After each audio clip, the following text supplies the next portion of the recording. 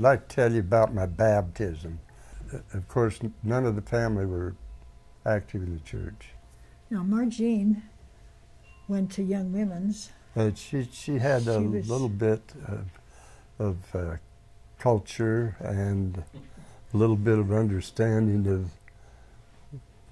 the gospel principles. Occasionally she'd mention something, but to me it was all pretty foggy up there, and it took years and years and years for it to finally get embedded properly. Anyhow, I'm grateful it is now.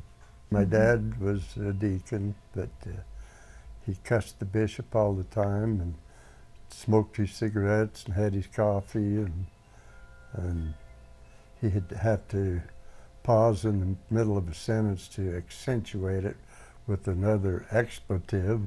And so anyhow, but as far as my background, I knew nothing. And we lived 4.5 miles from town. The houses were about half mile apart. And so one exception to that was my aunt had built a house close to my dad. They were about a block apart. And so, being the rural area, somehow the bishop had authorized her, and I guess she was a primary president, to hold a rural primary in her home. So I used to go there, and my cousin played the piano and would sing The Light Divine and Jesus Wants Me for a Sunbeam and all these primary songs.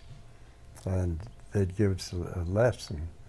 And I remember we were about 8 years old, and she said, now, you kids that are turning 8, there's going to be a baptism in town at this place on this day, and you better be there. Okay. Why, you know?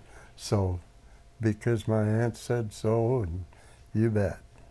So we started out, and it's 4.5 miles to town, and we had horses, and you could ride a horse, but it wasn't cool to ride a horse because you didn't have a saddle, and in the wintertime the hair would get inside your legs, and when you get off the horse you look like a horse. And so anyhow, I said, well, let's walk. So I talked her into going with me. She said, Joyce said, I don't want to be baptized. Why do we want to be baptized? Well, because Aunt Mildred said so. Okay. And well, okay. And we started out, and it was a cold, blustery day, and clouds drifting in, and little, as I recall, a little bit of snow or cold rain or whatever. And she says, this is it, I'm going home. And so we had a long discussion. I kind of coerced her into going with me the rest of the way. We got in there, got to the place, and we sat there.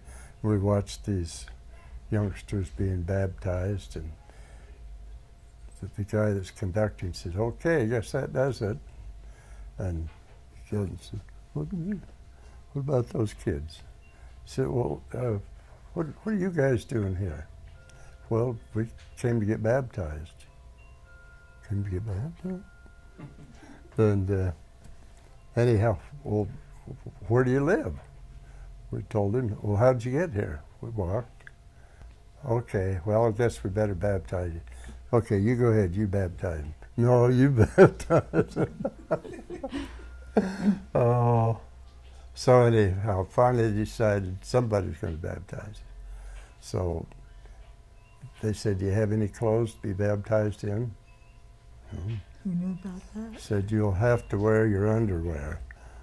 So we wore our underwear, went, got baptized, and put our clothes back on. But that was my baptism.